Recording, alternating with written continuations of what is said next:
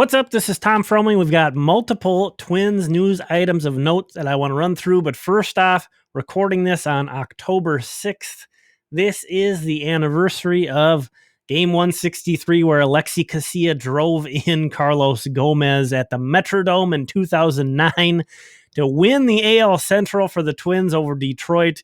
Basically, anytime you can bring that up, you got to, just because of the good vibes that come along with thinking about that game. So just want to mention that. And then also a postseason update in case you missed it. The Yankees got bounced. That was the only really thing I was rooting for, was rooting against the Yankees. And, it's kind of nice to know that there is no magic wand. As Twins fans, if there was anything that we could hope for, any kind of thing we could dream on would be like, oh, what if the Twins could have the highest paid starting pitcher in baseball? How amazing would that be? Even that doesn't guarantee you in a one-game playoff. That doesn't guarantee you anything. Now, I know Cole has been pitching not as well lately. He's been struggling down the stretch. But still, he didn't even make it through, only made it 2 innings. So before we get into why I had Mitch Garver's page up here, let's talk about some of these items real quick. The Twins reassigned some coaches, hitting coach Edgar Varela and Keith Morgan, who is kind of like a bench coach in a way. This past season, they've been reassigned, as you can see here, details from Dan Hayes. They're staying within the organization, but moving to different roles.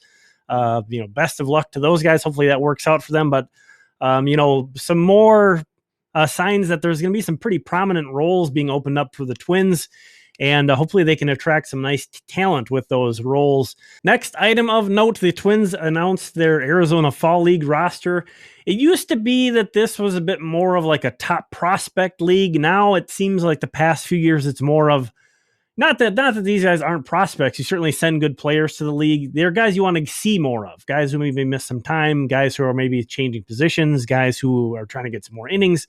So of course, it's a small roster, and so it's only a select group of guys that can go. So it's guys that they want to see more, but it's not necessarily like tippy top prospects. I think Matt Wallner is really the biggest prospect that sticks out.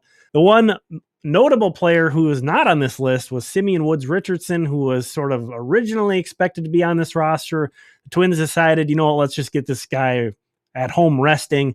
He got traded this year. He went to the Olympics this year. It's been kind of a crazy last, really, that's all kind of happened within the last 3 months there, 3 or 4 months. So definitely understand the reasoning behind not including him on this Arizona Fall League roster.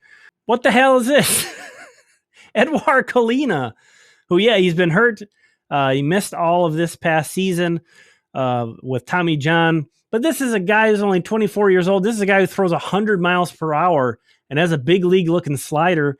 I was expecting him to be potentially a bright spot of the bullpen, the big league bullpen for next season.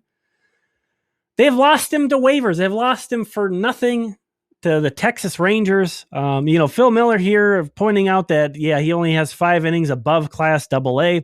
There's a lot of guys that kind of have that story with there not having been a minor league season in 2020. Obviously, Colina debuted and had just a nightmare of an outing for the Twins, but certainly you could see better things to come. Just beyond him having a very special arm velocity-wise in particular, is always a guy who's really well spoken of and thought of throughout his minor league career by people covering him, his teammates. So just bummed out to not have him in the organization to be rooting for him anymore. And this is the kind of move, where usually when things are going well, I would be like, well, this is a bit of a head scratcher. I don't really get it, but clearly the front office knows something that we don't, or, you would trust that there's something else, or maybe they have bigger plans and they don't think that he'll fit into the 40-man roster. It's hard to do that. It's very hard. And that's maybe what I'm more frustrated over.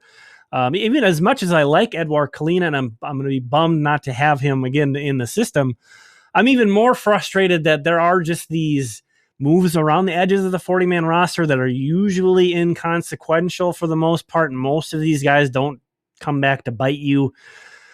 It's happened so much in the last year with the Twins that this feels like, oh, here goes another one. This is another guy we're going to be watching, next year blossoming into a major leaguer.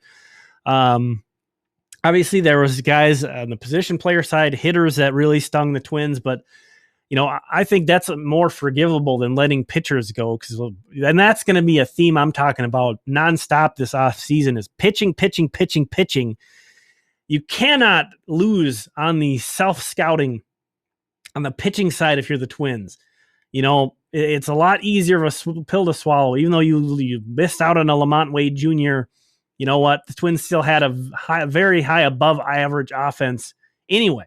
They're going to be okay if they make a couple mistakes evaluating on the position player side. You cannot afford to make mistakes like that on the pitching side. And pretty much everybody they let go, who they had either under team control or under a very team-friendly, Matt Whistler's, the Zach Littell's, Tyler Wells got drafted in the Rule 5 draft and was very good for Baltimore.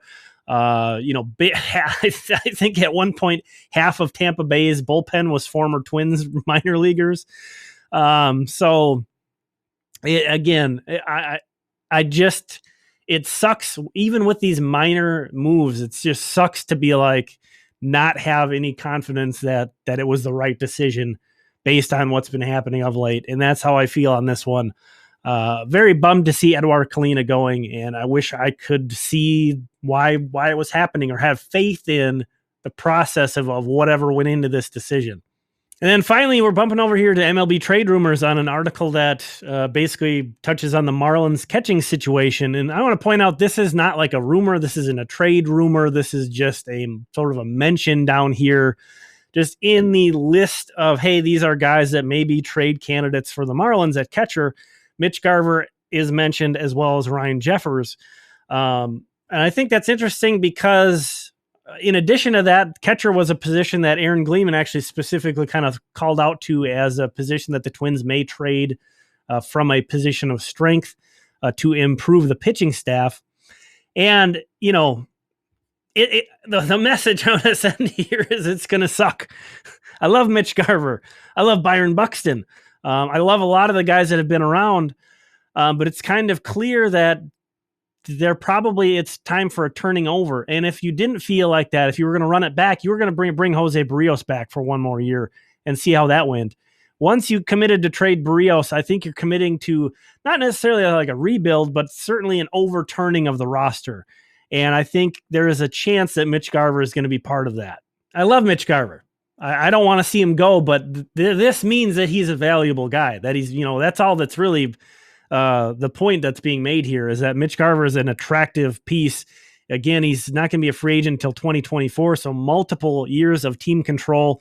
However, he is 30 years old, and being a catcher, being 30, his body's going to start to betray him, and that's true of everyone. That's not picking on Mitch Garver on his injury history, but there's no denying he also has a pretty significant injury history that includes concussions, which everybody knows are scary and can reoccur. As far as his playing time, back in 2019, only played 93 games. In the 60-game season, only played 23 games. This past season, only played 68 games. Catcher is, even if you're an Iron Man behind the plate, there's just so many opportunities to get hit the wrong way. So many things completely out of a catcher's control, basically, on which he could get injured. On the flip side, Mitch Garver, could be argued is, one of, if not the best offensive catcher in baseball.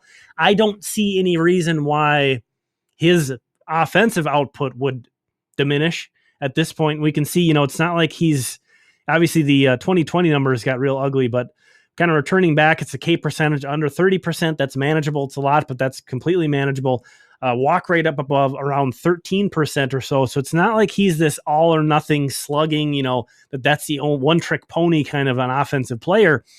I don't know that he is going to be catching all that many games going forward. The Twins, actually, when they brought him up through the system in the minor leagues, Garver didn't catch a ton percentage wise. He actually played quite a bit of DH, quite a bit of first base in the minor leagues. Those are all sort of contributing factors into this. You'd imagine if anything, he's going to catch less as his career goes on. As good as he is offensively, it's almost like you feel like, well, geez, we don't want him getting hurt, so we want to protect him. have him catch some, have him play some first. So, I mean, I hate thinking about not being able, again, it's another guy who I hate thinking about not having on the Twins to root for, a guy who I really like. But when you think about, again, it comes down to pitching. If this guy is one of the guys that they can convert into an asset that can bring back pitching, it might be what's best to get this team back into contention. Now you might say, well, why won't they just trade Ryan Jeffers? I don't think his trade value is anywhere near close to Mitch Garver's. Mitch Garver's got a silver slugger to his credit. Ryan Jeffers, I like Ryan Jeffers. He's still clearly getting kind of acclimated to the big leagues, to facing big league pitching. Other teams aren't going to be, chomping at the bit to get a guy who is unestablished, unlike Mitch Garver. I think MLB, the trade value site, whatever, I always hate that I take jabs at that site because it's the best site for what it is, for trying to do what it does. But I think they have Ryan Jeffers as valued way higher than Mitch Garver, and I think that is way wrong. I don't think there's any way opposing front offices, if you offered them in a trade, hey, would you rather have Mitch Garver or Ryan Jeffers? Even though Jeffers has more years of team control, Mitch Garver still has 2 years of team control and is, basically an MVP caliber bat when he's healthy for a catcher. But I think the most interesting thing about this kind of loose connection, again, that's not really a trade rumor, but I do think the Miami Marlins are maybe the best fit as a team to target as a trade partner for the Twins because they have so much young starting pitching. You look at, we're here on Fangraphs' roster resource, their rotation is stacked with young guys. Sandy Alcantara, amazing. Jesus Luzardo, has had a rough go, but super high potential. Pablo Lopez is also really, really good pitcher. Trevor Rogers might be the NL Rookie of the Year. And then Eliezer Hernandez, who's been really good when healthy, but he hasn't been healthy very often. And then even beyond that, that's their starting five that they had there. If we jump over to MLB Pipeline's top 100 prospects, here are the guys that the Marlins have in the top 100 right now for them. Edwar Cabrera, top 30 prospect in all of baseball. Max Meyer, former Golden Gopher, a top 30 prospect in all of baseball. And Sixto Sanchez, who's at 41st. So they have, in this most recent update, 3 of the top 50 prospects, all starting pitchers, in addition to that young starting 5. And they have some offensive deficiencies. Now, you might say, well, why do we have to be trading Mitch Garver? I want to trade Miguel Sano. I want to trade Max Kepler. I get that, but unless the NL gets the DH, there's not going to be that huge of a market for a first base only guy in Miguel Sano. There's not going to be that huge of a market for a corner outfielder, to be honest. The Marlins have, they don't have a good offense overall, but they have guys that are potential. Well, they have, Jesus Aguilar is already an above average first baseman. They have prospects that came up at the end of this year that kind of shine in the corner outfield spots. Those are just the easiest positions to fill, corner positions. And so, I'm not saying the Twins are not going to be able to find a taker for Miguel Sano or Max Kepler if they're looking to trade those guys, or that they can't get some pitching. I just think it's going to be a little bit more difficult to find a wider market for those guys. And like, if you make Mitch Garver available in a trade, you are going to get teams calling you off the hook. There are so few catchers that can hit the way that he can. I mean, he's such a good hitter. He could be really realistically an everyday DH and be perfectly suited in that role. He's so good offensively. Again, I don't want to see Mitch Garver leave. Him being in trade rumors or whatever you want to call him is a compliment, if anything. And, one way or the other, this team has to figure out how to fix the pitching. And, I don't know how they're going to do that. Obviously, there's going to be free agents, but, if you want younger guys with multiple years of team control, trading is the way that you're going to have to go. And those guys are going to cost you, and it's going to suck. Whoever you're giving up, it's going to suck. So, but thanks for checking this out.